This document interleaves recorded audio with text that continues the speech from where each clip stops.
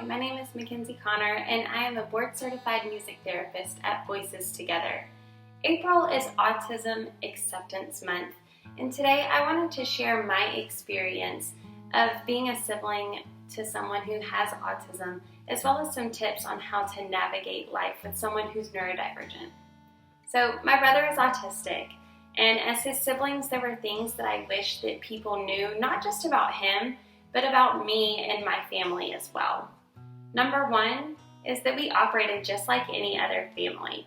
Sure, we had certain precautions and procedures and routines to take to consideration whenever visiting things like restaurants, like do they have his favorite food? Was the restaurant maybe overstimulating or too loud?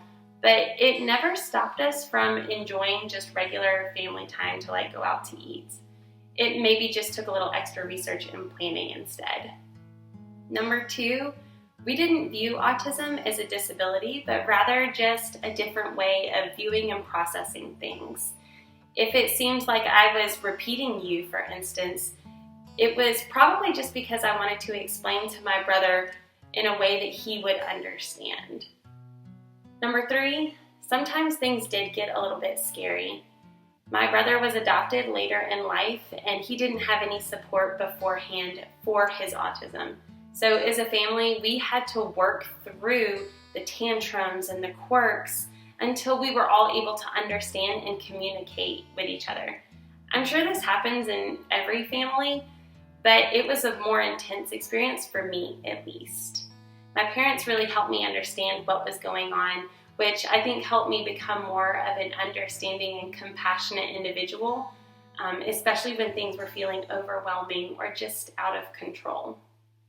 Number four is that jealousy can sometimes show up. I grew up with three younger brothers, and sometimes autism became the focus of our family.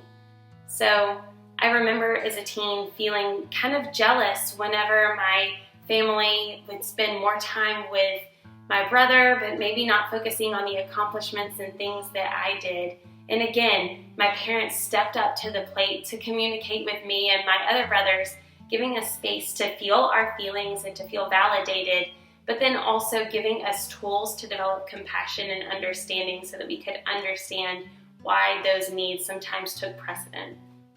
And the last one is number five, that my brother isn't weird or special. Everyone has quirks and things that makes them unique, but it isn't a bad thing. I hated when people would act like he was strange, and it really fueled my efforts for advocacy among my peers as a high school student. My brother was just my brother. He is funny, he is smart, he's great at sports, he's kind, and so many other cool things. And if you can't see that, then I just feel sorry that you won't get to know one of the best humans on the planet. Sure, autism has changed my family and it changed our routines and how we did things. But in retrospect, those things were needed to support him and for us to have a really strong family bond.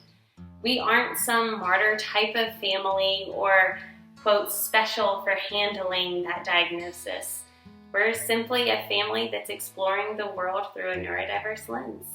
I hope you enjoyed the video. Thanks for stopping by. Goodbye. Adios. Au revoir.